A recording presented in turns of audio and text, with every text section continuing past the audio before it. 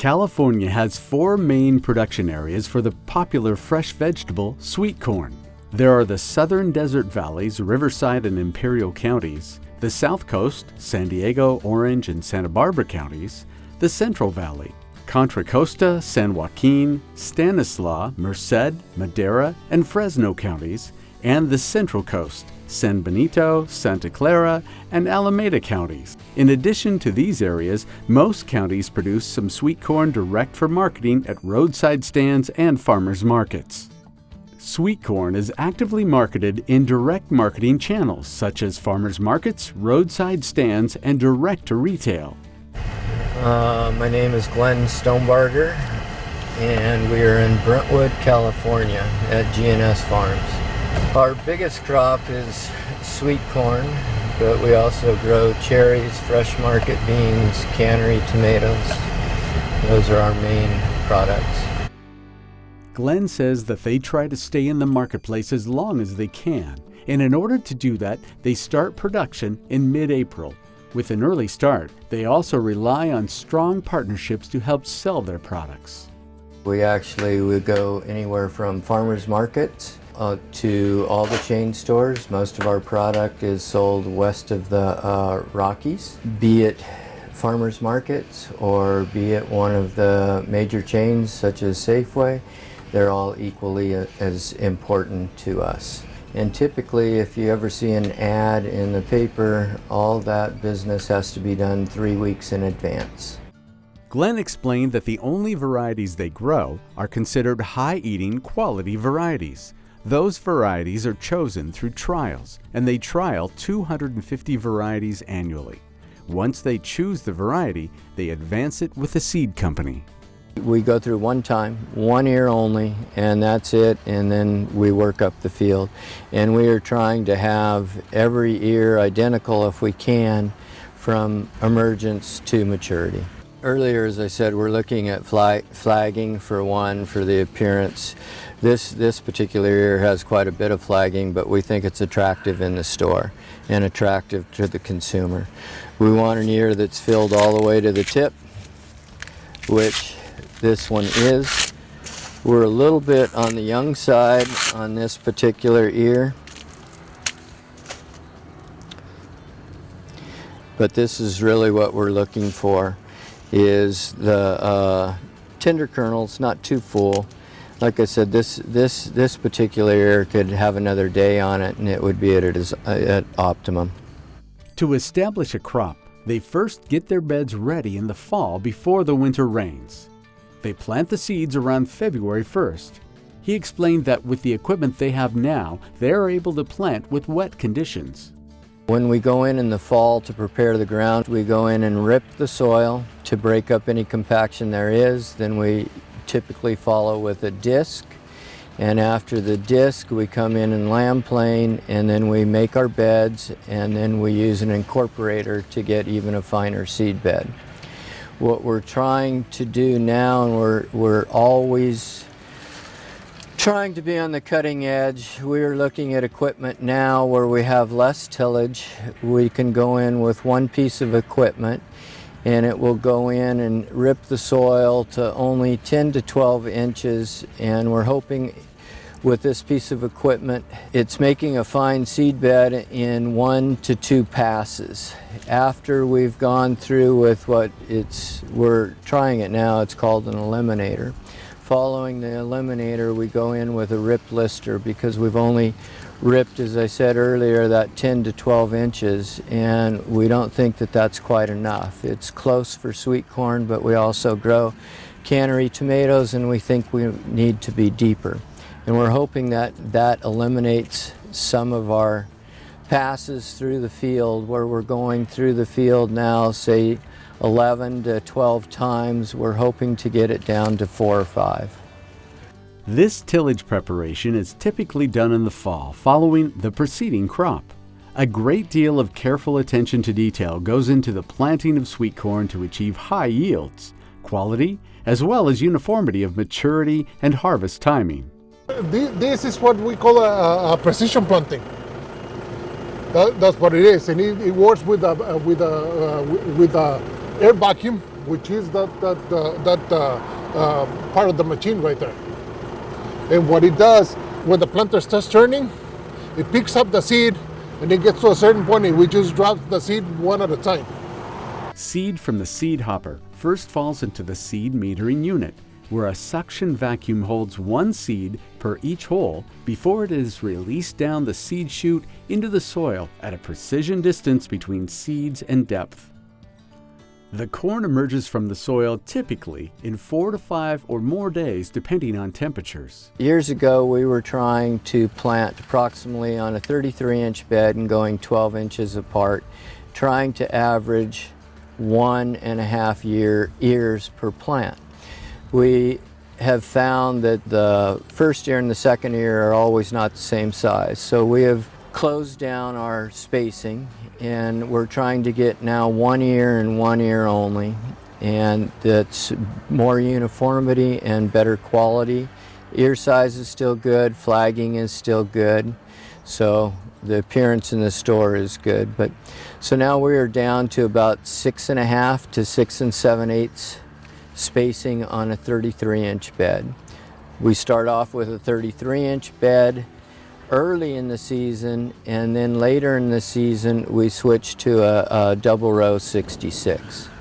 The reason why we don't use the double row 66 early is because on the north side of the bed and the south side of the bed you have different temperatures in the bed, and so the germination is different, and the ultimate product, the timing comes off differently.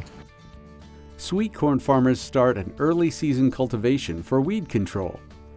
A great deal of setup adjustment is required for this operation to prepare the mechanical cultivator toolbar implement for weed cultivation close to the corn seedlings. Today, surface drip is usually used for sweet corn irrigation. Everything that we have is on drip.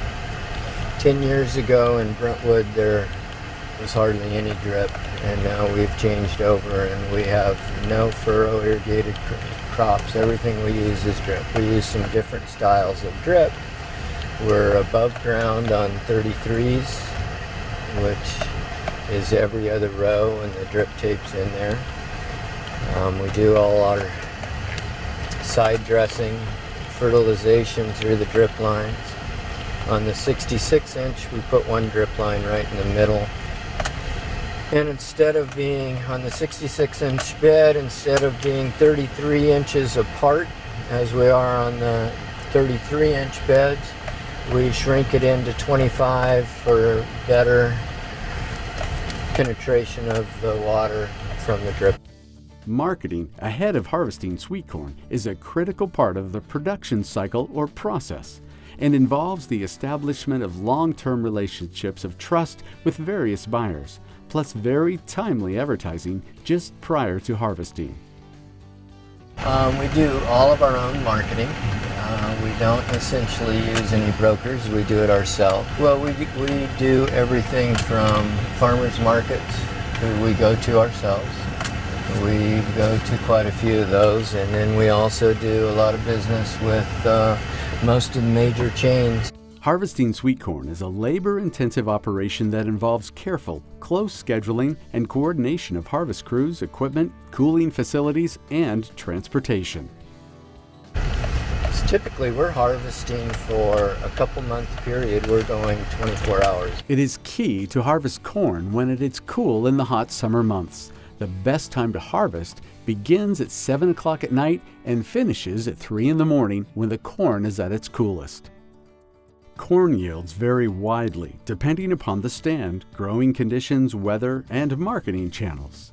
In general, a yield of 350 to 548 count boxes per acre would be considered good. This is very demanding work. Oftentimes, corn plants are topped ahead of the harvest to get rid of the dusty pollen that may be on the tassels at the top of the plants.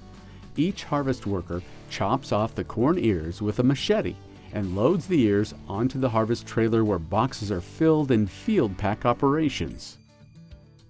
We have a set of eyes on the field that's looking at quality. The only thing that we should be bringing into the shed are packable ears of excellent So we come in, another set of eyes, pack it in boxes. Once it's in a box, put on a pallet. That pallet is put into the injector.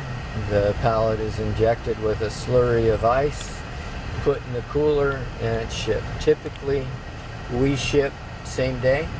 We do not like to carry over. Obviously we have to, and sometimes in order to get it cool, once it's in the cooler, it has to sit, especially on really hot. Like for instance on Safeway, one of the things that we try to do, their NorCal receiving station, which we do a lot of business with, is in Tracy. So it's harvested at 3 o'clock in the morning and brought into our shed, ice injected, sent out that same day, received at midnight that night, and loaded on trucks for the store.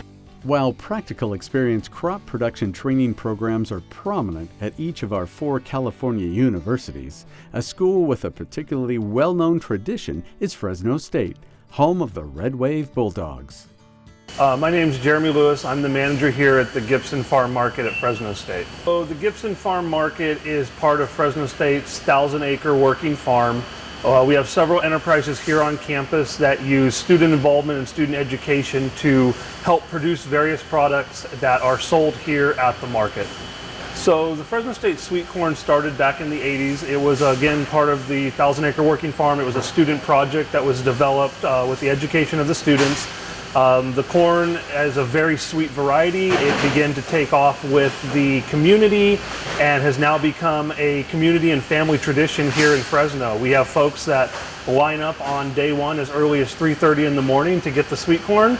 And it's just, again, a family tradition, and it's a part of the community where we get everyone to come out and support Fresno State and the students. The farm market here is all staffed by students. So it's very much a hands-on learning experience for all the students here on campus in the Jordan College of Ag. Like all agriculture products, the economics of sweet corn can vary, and there's no guarantee. On a normal year, if we could wind up making $2 a box, I would be happy. On a year that we don't do well, we usually wind up in the black, but not considerably, because the margins on sweet corn are very minimal. The $2, I would be extremely happy, and that would mean that we are making approximately 10% on our investment. I'll go back again to our investment, where we have $11.50 entirety in the product before it gets shipped. So anything that we sell below that, we would be in the red. But I think it's really important who you partner with for the sales of your product, because as I'll go back to the supply and demand, there's always going to be times when there's oversupply and everybody is going to try to beat you up. If you have a program with a really good clientele of who you're selling to, in the long run, you are not going to make huge dollars, but you're always going to be successful, and you'll be in business year in, year out.